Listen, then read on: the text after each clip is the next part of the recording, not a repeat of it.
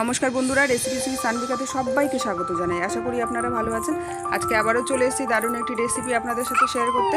আজকে আমি আপনাদেরকে ছোলার ডালের ডালপুরি রেসিপি করে দেখাবো, খুব সহজে কিভাবে বাড়িতে তৈরি করা যায়। আর খেতে কিন্তু দারুণ লাগে, আলুর তরকারির সাথে জাস্ট জমে যায়। তো আসুন তাহলে রেসিপিটি শুরু করি। এখানে ডালপুরি করার জন্য আমি প্রথমে ছোলার ডালটাকে ভিজিয়ে রাখবো। তো 1 বাটি ছোলার ডাল নিয়েছি, ওটাকে ভালো করে 2-3 বার জল দিয়ে ধুয়ে রেখে ডালটাকে আমি 4 ঘন্টার জন্য ভিজিয়ে রেখে দিচ্ছি। আপনারা চাইলে আগের দিন রাতেও কিন্তু ভিজিয়ে রাখতে পারেন, সেক্ষেত্রে কিন্তু ডালটা তাড়াতাড়ি সেদ্ধ হবে।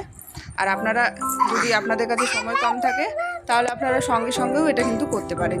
সেক্ষেত্রে আপনাদেরকে ডালের হুইসেলটা একটু বেশি দিতে হবে আর জলের পরিমাণটা একটু বেশি দিতে হবে। তো ডালটাকে আমি এখানে ধুয়ে ভালো করে প্রেসারের মধ্যে দিয়ে দিলাম। তারপরে দিয়ে দিচ্ছি 1/2 চামচ মতো নুন, 1/2 চামচ মতো হলুদ আর পরিমাণ মতো জল দিয়ে ডালের উপরে জলটা থাকবে দিয়ে আমি ঢাকাটা লাগিয়ে প্রেসার কুকারটাকে আমি গ্যাসে বসিয়ে দিলাম।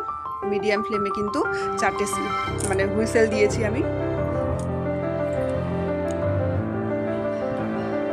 এবার ডালটাকে আমি সাইডে করে রেখে দিচ্ছি। এরপরে আটা মেখে নেব। আমি এটা আটা দিয়ে করছি ডালপুরিটা, আপনারা চাইলে ময়দা দিয়েও করতে পারেন।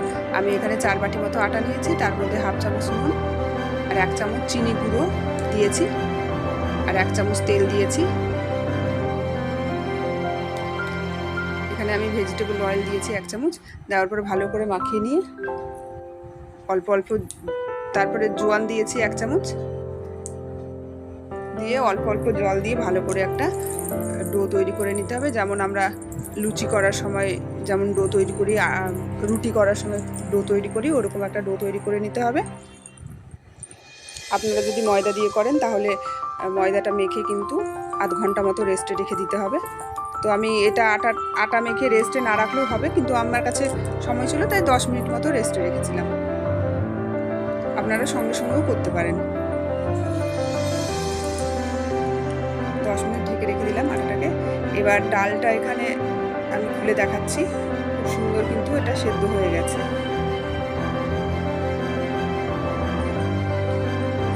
দেখুন ডালটা খুব সুন্দর সফট হয়ে গেছে।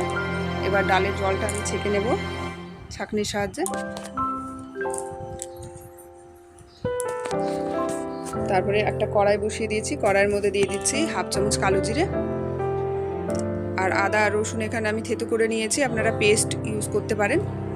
দিয়ে 1 মিনিট ভালো করে নেড়ে চেড়ে নিয়ে এখানে দিয়ে দিচ্ছি আমি হলুদ গুঁড়ো, জিরে গুঁড়ো দিয়ে 2 থেকে 3 মিনিট ভালো করে নেড়ে চেড়ে নিয়ে আমি যে ডালটা ছাঁকনিতে ছেঁকে রেখেছিলাম সেটা সেদ্ধ ডালটা দিয়ে দিলাম। দিয়ে এটাকেও আমি 3 থেকে 4 মিনিট ভালো করে মশলার সাথে মাখিয়ে নেব। খুন্তি দিয়ে একটু সামান্য প্রেস করলেই কিন্তু ডালটা একদম গলে হালুয়া হয়ে যাবে। তারপরে দিয়ে দিলাম নুন আর চিনি, স্বাদ মতো নুন চিনি দেওয়ার পরেও 2 থেকে 3 মিনিট ভালো করে নেড়ে চেড়ে নিচ্ছি। ডালের জলটা শুকিয়ে আসলে কিন্তু ডালটা ড্রাই হয়ে যাবে। তারপর দেখুন এর মধ্যে দিয়ে দিলাম একটু গরম মশলা গুঁড়ো। ডালের জলটা কিন্তু শুকিয়ে গিয়ে ডালটা একদম ড্রাই হয়ে গেছে।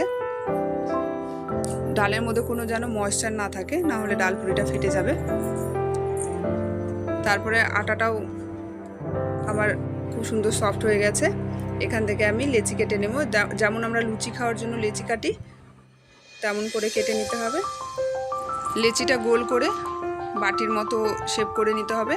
তারপরে ডালের যে পুরটা ছিল সেই পুরটা দিয়ে দিতে হবে। পুরটা আমি দেখুন দিয়ে দিচ্ছি,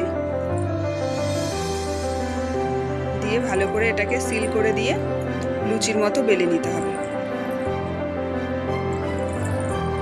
দারুণ টেস্টি লাগে খেতে, আপনারা অবশ্যই এটা একবার হলেও ট্রাই করে দেখবেন আর আমাকে কমেন্টে অবশ্যই জানাবেন। আমরা ময়দার ডালপুরি তো খেয়েছি, এভাবে করে আটার ডালপুরি করে খেয়ে দেখবেন, খুবই ভালো লাগে খেতে। আলুর তরকারি ঘুগনির সাথেও কিন্তু খুব সুন্দর যায়।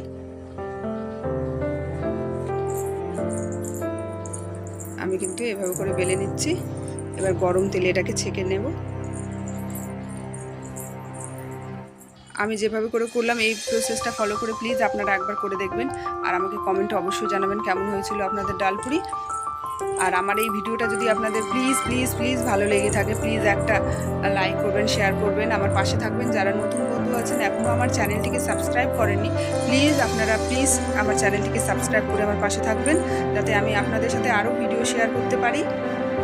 আপনাদের সাপোর্ট ছাড়া তো আমি এগোতে পারবো না। প্লিজ আপনারা আমাকে সাপোর্ট করুন, যাতে আমি আরও এগিয়ে যেতে পারি, আপনাদেরকে ভিডিও দেখাতে পারি।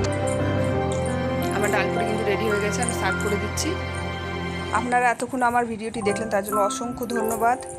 আপনাদের এই ভিডিওটি কেমন লাগলো প্লিজ আমাকে কমেন্টের মাধ্যমে জানাবেন। দেখুন, একটা ডালপুরি আমি ছিঁড়ে দেখাচ্ছি, কি সুন্দর ডালে ভর্তি।